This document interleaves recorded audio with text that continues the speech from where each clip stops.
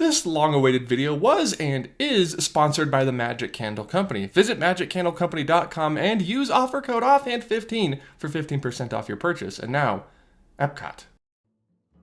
So then I said, Trader Sam's? I hardly know her, Sam's. Oh, hi. I didn't see you there. Me? Well, I'm just recovering from my 2-week break. You know, during that 2-week break, I was vacationing at Walt Disney World. And Walt Disney World is very fun right now. There's lots of things you can do and lots of things you can see. But that's not important to today's video. Today's video, I wanted to talk about something different, something new and unique that I think bears mentioning because it's very important to the history and the future of Walt Disney World. Now, if you're watching this from the future, you may say to yourself, what 2-week break? It feels like an instant since I watched the last video versus when I watched this one. And you would be right. What I wanted to talk about today is new Epcot. That's right, all caps, experimental prototype community of tomorrow. That's one thing we can all come together and agree is the best thing Disney has ever done. Now, we've never seen the likes of a perfect idea before, so I think it bears some explanation as to why this is a perfect idea and why so far it's been flawlessly executed. And why I have this teapot.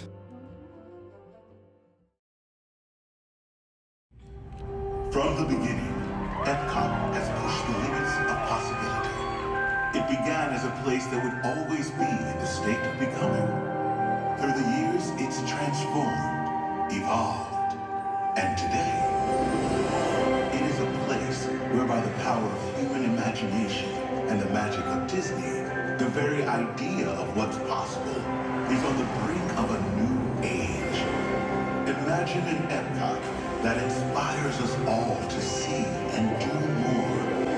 Okay, I'm imagining, and I can already taste the Beverly, and that's a good thing. Epcot has always been sort of a weird sister park to the Magic Kingdom. They were both designed by Walt Disney's classic Imagineers. People like Rolly Crump and Mark Davis worked on Epcot. But it was also the first major departure from a Disneyland-style park that Walt Disney conceived of and helped create. And you can tell because there are classic Disney vibes everywhere in this park, things you couldn't find in parks like Hollywood Studios or Animal Kingdom or even California Adventure, but you could find at Disneyland, the Magic Kingdom, and now Epcot. Over the years, though, the ideas for Epcot became more and more outdated, as did the park, eventually coming to resemble a sort of abandoned 80s shopping mall, especially if you went into Innoventions in the middle of the day. There's no one in there, and there's creepy music playing, and maybe a janitor will walk by, but other than that, you're completely alone. Scarier than the Haunted Mansion. Scarier even than Triceratops Spin. But the crazy thing about Epcot is that even though it was outdated and really, really cheesy, it had a very dedicated fan following. People who loved attractions like Horizons, Spaceship Earth, Listen to the Land, Living with the Land also, and most importantly, of course, Journey into Imagination. Even if the love wasn't so much for the ride as it was for Figment. Who doesn't love Figment? And so Disney knew that when they ended up giving Epcot a facelift, they would have to go half and half between what they wanted and what the fans wanted. What Disney wanted? More intellectual property, more Disney characters in the World Showcase and in different attractions like the Guardians of the Galaxy and Cosmic Rewind. We'll get to that a little later, but what the fans wanted was a new, updated version of the classic Epcot that we've come to know and love. Epcot Center that we've come to know and love. Or is it? I don't know. There you go. And so it seems to me that they decided to compromise by making the front half of the park more or less what the fans wanted. World Celebration, World Discovery, and World Nature. Meanwhile, in the back, World Showcase, they would begin to implement more IP, like Frozen, Ratatouille, and not Coco for some reason. Why? Why is that not there? The back half of the park would be very much just classic Disney attractions. Frozen doesn't really relate to the culture of Norway, but Guardians of the Galaxy Cosmic Rewind does talk about the Big Bang and energy in the universe, just like that other ride. Moana, the Journey of Water, would talk about the water cycle, leading people from World Celebration back to the Seas Pavilion in World Nature, which honestly is kind of ingenious. But I know the question on all of your minds. What is the significance of this darn teapot? That's a fantastic question, and for that we'll have to go to the Epcot experience. Like physically, let's go, come on. The Epcot experience is an attraction in of itself, and if you haven't been there, I highly recommend checking it out. It's back by Test Track in the Mexico Pavilion, sort of in between the two. Seriously, it's amazing. And it also gives us a sneak peek as to what may be coming to Epcot in the future. A very accurate sneak peek, because they've added and removed parts over the years and days since COVID happened and since plans have changed. Most notably, the Mary Poppins attraction segment was removed because I guess plans for that are sort of up in the air or canceled for now. That's very unfortunate. But this Epcot experience really sums up what new Epcot's all gonna be about, the vibe that they're going for, and the different attractions that are going to be coming. Including, but not limited to, Moana, The Journey of Water, New Spaceship Earth, Guardians of the Galaxy Cosmic Rewind, Ratatouille, not Mary Poppins, and even the Play Pavilion, which is replacing the former Wonders of Life. You know where you could find Body Wars? That one. It's gonna be the Play Pavilion now, sort of themed around Ralph Breaks the Internet. And that, though, unfortunately brings me to my next point about how this plan may be less than perfect. Now, I'm the most impartial person there is out there. Ask any of the Disney content creators or any people you know who watch my videos, and they'll know that I don't have a single favorite attraction. I love them all equally. I'm very impartial. And so let's say, for the sake of argument, that maybe the Play Pavilion isn't the best idea. Why?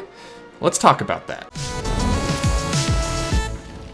I've made it known in past videos that I'm not exactly the biggest fan of the Ralph Breaks the Internet movie. It seemed like a very forced sequel, and it doesn't seem like it's going to age very well, relying on modern internet humor. And by modern, I mean modern for 2017 or 2016. It's the internet. It's just like the Tomorrowland problem. You can't get it right because culture is moving so fast, and now the movie's very outdated. I mean, it was outdated when it came out, but now it's even more so. And basing an entire pavilion on a more immersive, technologically advanced Disney quest based on Ralph Breaks the Internet, I don't know how well that's going to age in even maybe 5 years. It looks like a lot of it has to do with AR and VR, and it's going to be like Interventions. It's not going to age very well in the near future. Hopefully Imagineering has some tricks up their sleeve. It's going to be very cool when it opens, I have no doubt about that, but as time goes by, it may become less and less interesting and technologically innovative and go the way of Wonders of Life before it. Those are my gripes about the Play Pavilion. What else? Festival fatigue. You guys ever heard of this? I'm coining the term now, festival fatigue. Epcot, to put it lightly, has a festival going on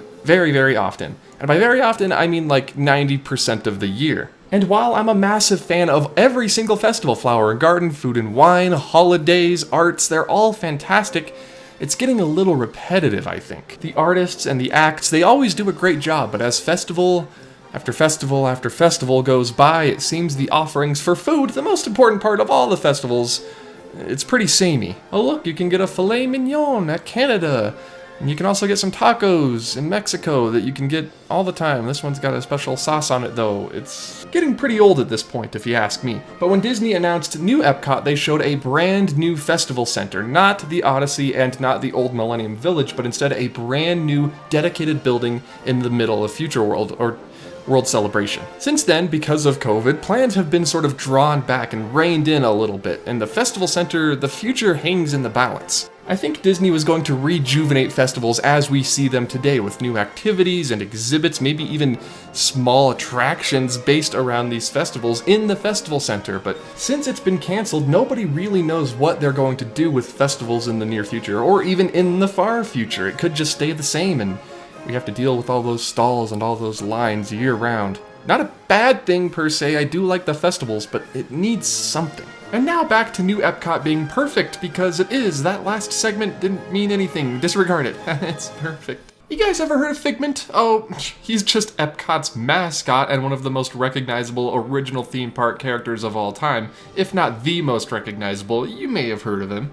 Well, guess what? Disney announced nothing about a new version of Journey into Imagination. There's been nothing announced. It is shown in the Epcot experience, so that means that there are no plans to take it away, but there are also no announced plans on giving Journey into Imagination a facelift or a much, much needed overhaul. But why is this? Why would Disney neglect one of their most popular characters and one of their attractions at Epcot? And I have a theory. The announcement for a new overhauled version of Journey into Imagination was going to be made at the Destination D event, Fantastical Worlds, in November of 2020, but as we all could have guessed, that got postponed and Disney had to hold off on the announcements. And now with the Magic Kingdom and Walt Disney World's 50th anniversary coming up and a new Epcot project well underway, Disney, I think, decided to hold off on announcing new Figment for now, until all of this is sort of blown over, new Epcot construction and, the virus together, after which they will announce a return to form for Journey into Imagination. Lots of queue space and interior space now being used for the ride rather than lining up and looking at pictures of Flubber. Because Disney has been marketing the heck out of Figment, and they know how much people love him. He's not going to be going away anytime soon, and I think a return to form